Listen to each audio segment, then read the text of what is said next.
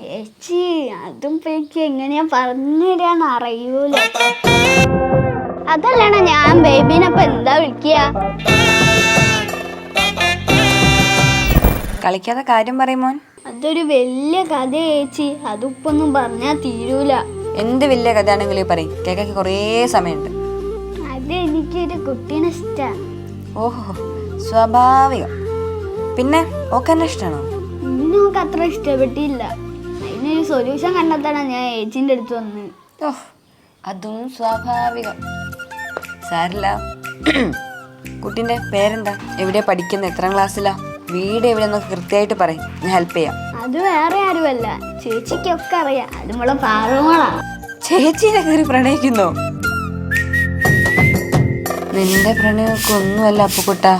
ഞാൻ വയ്യാലെ നടന്ന് ആലോചിക്കുമ്പോ, ഓ അതിനെന്റെയൊക്കെ ഒരു കാലം ആലോചിക്കാൻ തന്നെ വയ്യ.